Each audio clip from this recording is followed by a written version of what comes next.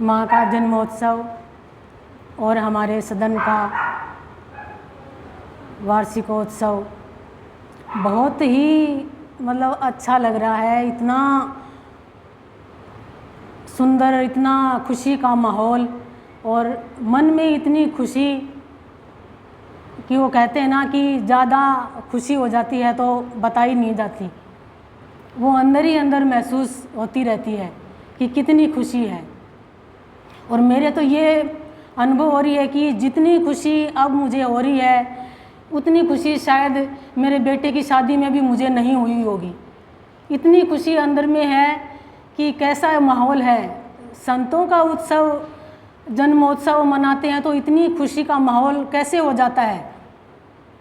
हर तरफ देखें उसी तरफ खुशी खुशी नज़र आ रही है।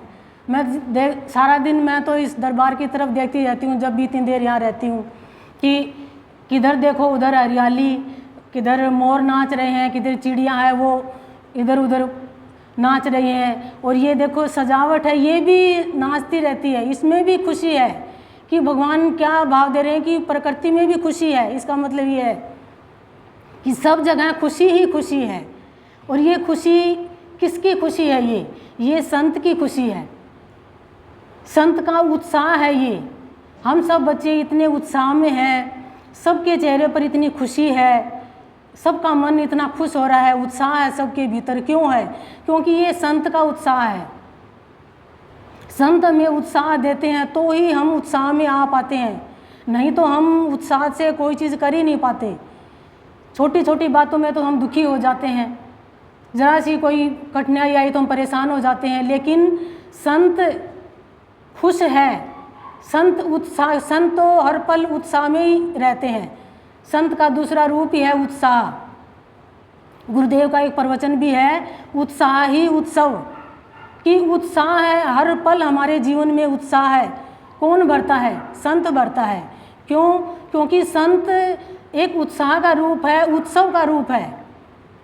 तभी वो अपने बच्चों में भी हर पल उत्साह भरते रहते हैं और हमारा जीवन उत्सवमय बनाते रहते हैं।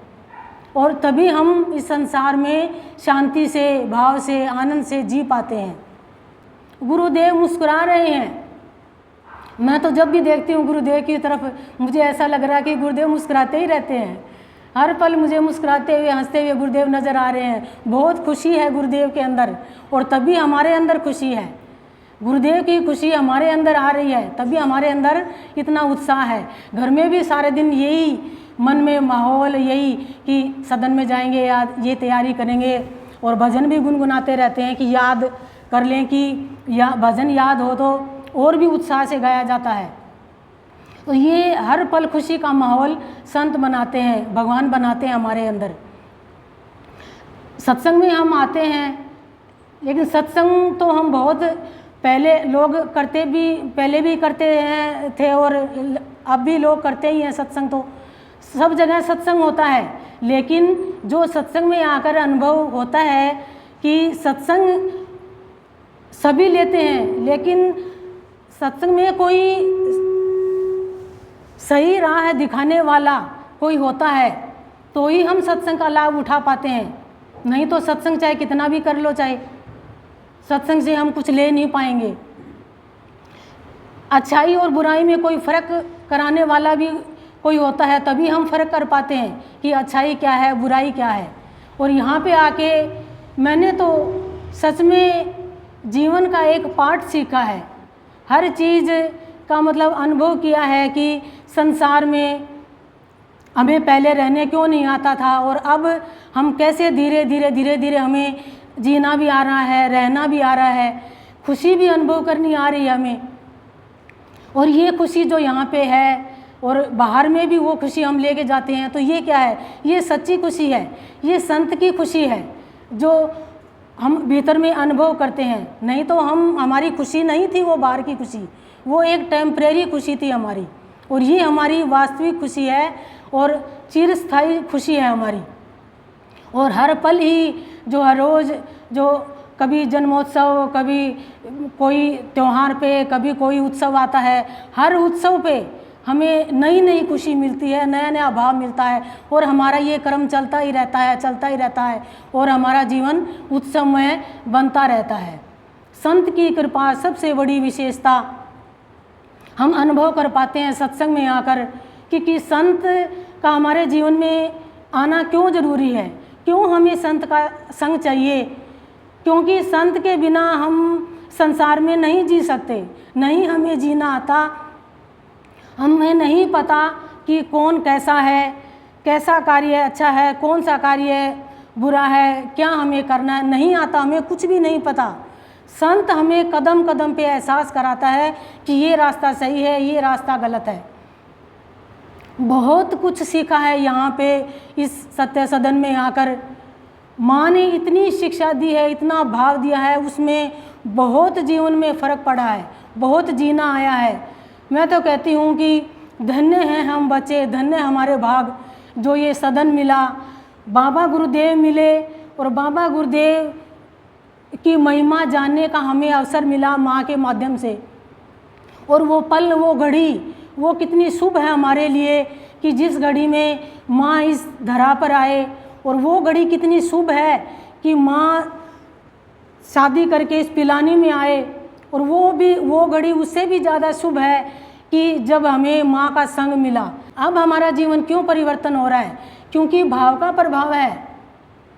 स्वयं भगवान चाह रहे हैं कि हम बच्चे भक्ति में आगे बढ़ें। कोई सही रास्ता दिखाने वाला हमें मिला है तो हमें लाभ उठाना है। यही बार बार मन में भाव आ रहा है कि भगवान आपने हमें ये मौका दिया है तो हम बार बार लाभ उठाएं। संत जहाँ भी जाते हैं वहीं सौरभ फैलाते हैं, वहीं का ही भाव बदल जाता है और वहीं उत्सव सा बन जाता है और एक उदाहरण भी बन जाता है। संत का जहाँ भी चरण पड़ते हैं, जहाँ भी संत का भाव रहता है, वहाँ पे चारों ओर जैसे अपने आप ही हवा में सुगंध, माहौल खुशी का अपने आप ही ऑटोमेटिक ही बन जाता है। और मन में ऐसे भाव आने लगते हैं कि देखने वाले को एक दिखावा सा लगने लगता है कि ये क्या कोई दिखावा ही होगा, लेकिन दिखावा नहीं, वास्तविक खुशी, वास्तविक वो चाव संत के आगमन से जब होता है तो मन एक अनोखा ही खुशी में भर जाता है। ये अनुभव धीरे धीरे संत ही कराते हैं हमें, नहीं तो हम अनुभव नहीं कर पाते।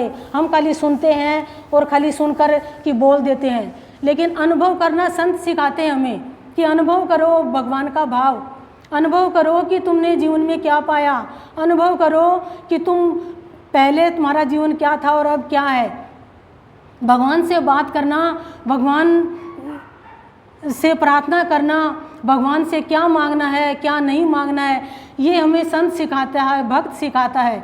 तभी हमारा जीवन उत्सव में बनता है और तभी हम उत्साह में आते हैं और हम उत्साह के साथ उत्सव मना पाते हैं।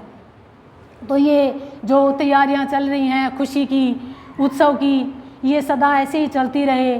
बाबा गुरुदेव माँ के जो ये उत्सव जो समय समय पर आते हैं, उत्साह के साथ हमारे मन में ऐसे ही उत्साह भरा रहे और इनके चरणों में बैठकर हर पल हम ऐसे ही खुशी मनाते रहे, हमारा जीवन उत्सवमय बनता रहे और अपने जीवन में खुशियाँ भर के हम सबके जीवन में खुशियाँ बांटते रहें। यही आज भगवान से आशीर्वाद मांगते हैं।